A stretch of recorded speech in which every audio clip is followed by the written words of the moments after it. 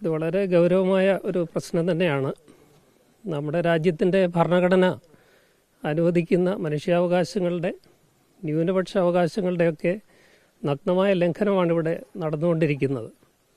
ഭരണഘടനയുടെ 25-ാം അനുച്ഛേദം ഓരോ പൗരനും നൽകുന്ന റിലീജിയസ് ഫ്രീഡം, അത് സ്വന്തം മതവും വിശ്വാസവും അതിൽ ഉറച്ചു നിൽക്കുന്നതിനും അത് പ്രചരിപ്പിക്കുന്നതിനും ഉള്ള സ്വാതന്ത്ര്യമാണ് ഇവിടെ നിഷേധിക്കപ്പെടുന്നത്. മതം മാറ്റം എന്നുള്ളത്, നിർബന്ധിത മതമാറ്റം, പ്രലോഭിത മതമാറ്റം എന്നൊക്കെയുള്ളത് ഒരു മിത്താണ്, ഒരു കള്ളക്കഥയാണ്.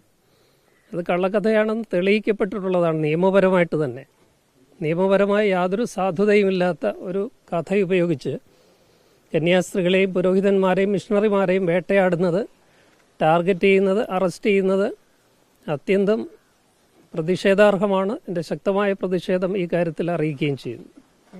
ഇപ്പോൾ പുറത്തുനിന്ന് വിവരപ്രകാരമാണെങ്കിൽ ആദ്യം ഈ മതപരിവർത്തനം എന്ന വകുപ്പ് ചേർത്തിട്ടില്ല, പിന്നീടാണ് ചേർക്കുന്നത്. ഇതിലൊക്കെ തന്നെ ഒരു ഗൂഢാലോചന അല്ലെങ്കിൽ അത്തരം ചില കാര്യങ്ങൾ ഉൾപ്പെടുന്നില്ല, അങ്ങനെ വിവരങ്ങൾ പുറത്തു വരുമ്പോൾ ഞാൻ മനസ്സിലാക്കുന്നത് അങ്ങനെയാണ്. വളരെ ഓർഗനൈസ്ഡായിട്ട് ചെയ്ത ഒരു കാര്യമായിട്ടാണ് ഞാനിതിനെ മനസ്സിലാക്കുന്നത്. രാവിലെ വെളുപ്പിനെ നടന്ന ഒരു വിഷയത്തിൻ്റെ FIR രജിസ്റ്റർ ചെയ്യുന്ന പോലും വൈകുന്നേരം ആകുമ്പോഴത്തേക്കാണ്. ഇതിനിടയിൽ പെൺകുട്ടികളെ മൊഴി മാറ്റാൻ പ്രേരിപ്പിച്ചു എന്നൊക്കെയുള്ള വാർത്തകൾ പുറത്തു വരുന്നുണ്ട്.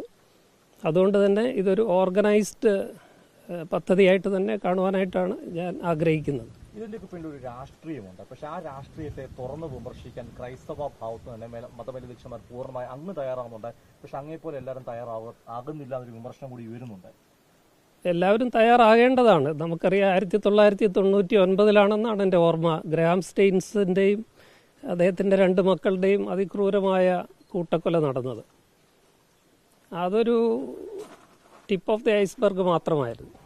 പിന്നെ നമുക്ക് നിരവധിയായ ക്രൂര സംഭവങ്ങളുടെ ഒരു പട്ടിക തന്നെ നിരത്തുവാനായിട്ട് സാധിക്കും. കണ്ടമാല ആകട്ടെ, ഏറ്റവും ഒടുവിൽ സ്റ്റാൻ സ്വാമി, മണിപ്പൂർ, ഇപ്പോൾ ഈ വിഷയങ്ങളൊക്കെ പുരോഹിതന്മാരുടെയും കന്യാസ്ത്രീകളുടെയും അറസ്റ്റ് വരെ ഉൾപ്പെടെ നമ്മൾ ഫേസ് ചെയ്യുന്ന ഈ പ്രശ്നങ്ങളൊക്കെ വളരെ ഓർഗനൈസ്ഡായിട്ട് നടക്കുന്ന ഒരു തിരക്കഥയുടെ ഭാഗമായിട്ടാണ് ഞാൻ കാണുന്നത്. അത് ക്രൈസ്തവ സഭകളും ന്യൂനപക്ഷങ്ങളും വളരെ ഗൗരവമായിട്ട് കാണേണ്ടതും ശക്തമായ പ്രതിഷേധം രേഖപ്പെടുത്തേണ്ടതുമാണ്. അവിടുന്ന് ഇവിടുന്നുമൊക്കെ ശക്തമായ പ്രതിഷേധങ്ങൾ ഉണ്ടാകുന്നു എന്ന് ഞാൻ മനസ്സിലാക്കുന്നു. പക്ഷേ വളരെ ശക്തമായ പ്രതിഷേധം ഈ കാര്യത്തിൽ ക്രൈസ്തവ സഭകളും മറ്റ് ന്യൂനപക്ഷങ്ങളും ഒക്കെ സംയുക്തമായിട്ട് എടുക്കേണ്ടതാണെന്നാണ് എൻ്റെ പക്ഷം. ഈ നേരത്തെ ഈ പശുവിറച്ചി കൈവശം വെച്ചുകൊണ്ട് മുസ്ലിം ന്യൂനപക്ഷത്തെ ആക്രമിച്ച വാർത്തകൾ നമ്മൾ വർക്കേണ്ടി കേട്ടു. ഇപ്പോൾ വീണ്ടും അങ്ങ് സൂചിപ്പിച്ച് ഗ്രഹാം സ്റ്റെയിൻ്റെ കാര്യം ആരും മറന്നിട്ടില്ല. പക്ഷെ പിന്നെ വീണ്ടും ഇപ്പോൾ ക്രൈസ്തവ ന്യൂനപക്ഷങ്ങളുടെ അക്രമം വരുമ്പോൾ ഈ ആക്രമണത്തിന് ഈ ന്യൂനപക്ഷത്തിൽ ഏത് ഭാഗത്തും ആരും സുരക്ഷിതരല്ല എന്നല്ലേ തെളിയിക്കുന്നത്, മുസ്ലിം എന്നോ ക്രിസ്ത്യാനിയോ എന്നില്ലാതെ. മുസ്ലിമെന്നോ ക്രിസ്ത്യാനിയെന്നോ ഒന്നും നോക്കേണ്ട ആവശ്യമില്ല. ന്യൂനപക്ഷങ്ങൾ എവിടെ ആക്രമിക്കപ്പെട്ടാലും അവരുടെ അവകാശങ്ങൾ നിഷേധിക്കപ്പെട്ടാലും അതിനെതിരെ ഒരുമിച്ച് നിന്ന് പോരാടേണ്ട, പ്രതിഷേധിക്കേണ്ട ഒരു സാഹചര്യമാണ് നമ്മുടെ നാട്ടിലുള്ളത്.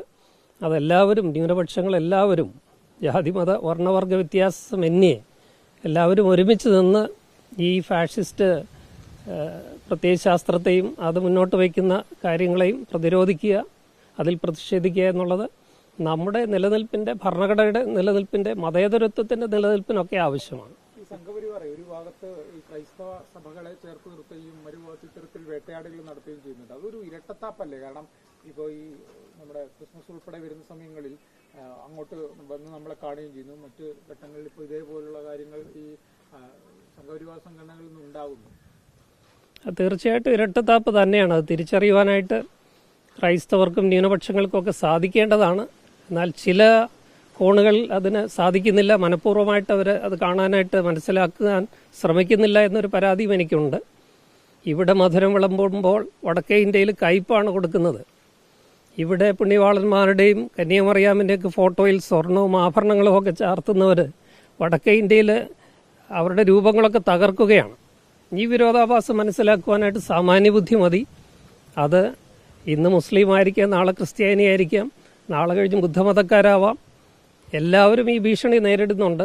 അത് മതേതരത്വം, മതനിരപേക്ഷത നിലനിർത്തുവാനായിട്ട് എല്ലാവരും ഒന്നിച്ചു നിൽക്കേണ്ടത്, പ്രത്യേകിച്ച് കേരളത്തിൽ പോലും ഇങ്ങനെയുള്ള ട്രെൻഡുകൾ നമ്മൾ പ്രതീക്ഷിക്കാത്ത രീതിയിൽ കാണുന്ന ഒരു കാലത്ത് എല്ലാ മതേതര വിശ്വാസികളും ഒരുമിച്ച് നിന്ന് ഈ മത തീവ്രവാദത്തിനെതിരെയും ഇത്തരം ഫാഷിസ്റ്റ് പ്രവണതകൾക്കെതിരെയും ഒന്നിച്ചു നിന്ന് പോരാടണമെന്നുള്ളതാണ് എൻ്റെ പക്ഷം. ഞാനത് ശ്രദ്ധിച്ചില്ല. അദ്ദേഹം എന്തെങ്കിലും പ്രതികരിച്ചോ എന്ന് എനിക്ക് അറിഞ്ഞുകൂടാ. കേരളത്തിൽ കാസ പോലെ ചില ഫേസ്ബുക്ക് ഗ്രൂപ്പ് കൂട്ടായ്മകളൊക്കെ മതവിദ്വേഷം പ്രചരിപ്പിക്കുന്നുണ്ട്. അത്തരം ആളുകളൊക്കെ ഇതൊക്കെ പാഠമാക്കേണ്ടത്, തിരിച്ചറിയേണ്ടതല്ലേ ഇത്തരം സംഭവങ്ങൾ? തീർച്ചയായിട്ടും. ഞാൻ പറഞ്ഞല്ലോ, ഇന്ന് ഒരിടത്ത് മുസ്ലിങ്ങളാകാം, മറ്റൊരിടത്ത് ക്രിസ്ത്യാനികളാകാം, വേറൊരു സ്ഥലത്ത് ബുദ്ധമതക്കാരാവാം.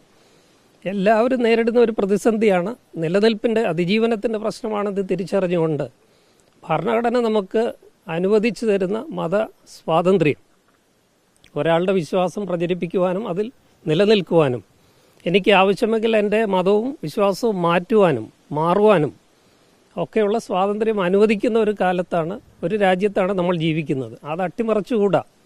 അത് അട്ടിമറിക്കുവാൻ ശ്രമിക്കുന്ന ശക്തികളോട് എതിരിടുവാനും അതിനെ പ്രതിരോധിക്കുവാനും പ്രതിഷേധിക്കുവാനും നമുക്കെല്ലാവർക്കും സാധിക്കേണ്ടതാണ്.